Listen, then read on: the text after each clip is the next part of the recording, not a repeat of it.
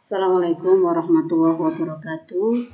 Anak-anakku yang tercinta, pelajaran hari ini adalah Pendidikan Agama Islam dan Budi Pekerti UPT SD Negeri 55 Gresik, kelas 4 semester 2. Anak-anak, pada semester 2 ini kita belajar tentang pelajaran ke-8, yakni Mahrib berakhlak terpuji.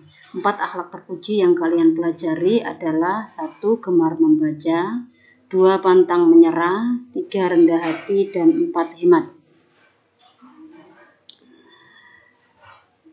Di antara gemar membaca yang kita diperintahkan oleh Allah adalah membaca Al-Quran, ya. Jadi ada keistimewaan ketika kita membaca Al-Quran. Yang pertama, kita akan mendapatkan syafaat dari Al-Quran, pembelaan dari Al-Quran pada hari kiamat.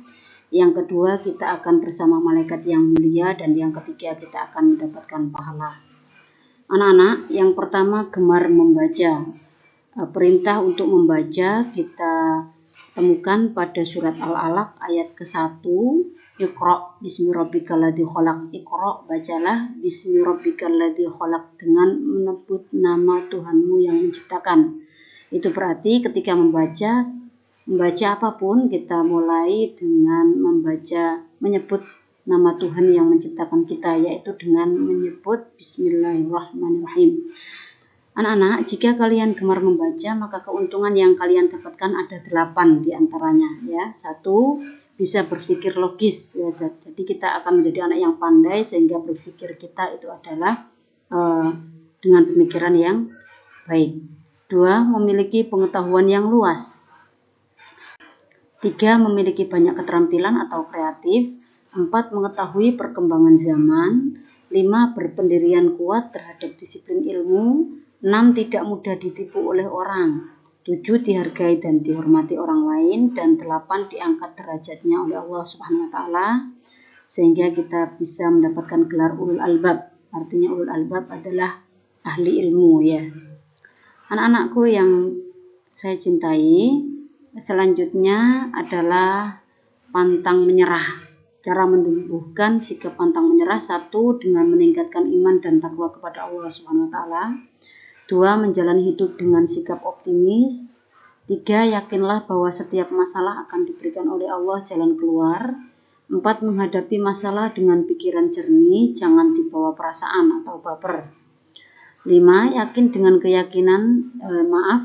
dengan kemampuan yang kita miliki bisa dikembangkan. 6, berani menghadapi masalah adalah bagian dari ikhtiar dan ibadah yang pasti akan membuahkan pahala besar dari Allah Subhanahu wa Ta'ala. 7, semangat dan bangkit lagi jika mengalami kegagalan, serta semakin dekat kepada Allah Subhanahu wa Ta'ala. Anak-anakku yang kucinta, selanjutnya adalah sifat terpuji yang ketiga adalah rendah hati. Sikap rendah hati dalam kehidupan sehari-hari misalnya adalah: A, menyapa dan mengucapkan salam terlebih dahulu. B, menghargai orang lain dan tidak suka menghina. C, tidak memamerkan kepintaran atau kekayaan harta kita. D, suka menolong dan memberi kepada orang lain. E, tidak membeda-bedakan atau pilih kasih dalam berteman. F, bersikap tenang dan sederhana. Anak-anak, ada lagu tentang rendah hati dengan syair lagu Bintang Kecil. Jika yang bertuliskan warna biru adalah pengertian dari rendah hati, jika yang bertuliskan warna merah adalah keuntungan dari rendah hati, ya. Lagunya adalah: rendah hati adalah akhlak terpuji, tidak sombong, tidak suka menghina, menghormati kepada yang lebih tua, kepada yang muda, berbagi dan mau mengalah. Rendah hati, tidak ingin dipuji, tidak marah jika ada yang mencela, perilakunya selalu sopan dan ramah, terhormat di dunia akhirat, hidup tenang dicintai Allah. Selanjutnya yang keempat adalah hemat. Ya, hemat adalah sifat pertengahan antara boros dan kikir. Hemat lawan kata dari boros atau biasa kita sebut dalam agama Islam adalah mubadir. Dalil tentang hemat ada dalam Quran surat Al-Isra ayat 26 sampai 27 serta Quran surat Al-An'am ayat 141. Keuntungan hemat: 1. Kebutuhan utama kita tercukupi. 2. Tidak merugikan orang lain. 3. Mempunyai simpanan hari esok. 4. Tidak akan melarat. 5. Sejahtera di masa tua. 6. Bisa menyisihkan harta untuk ibadah dan beramal.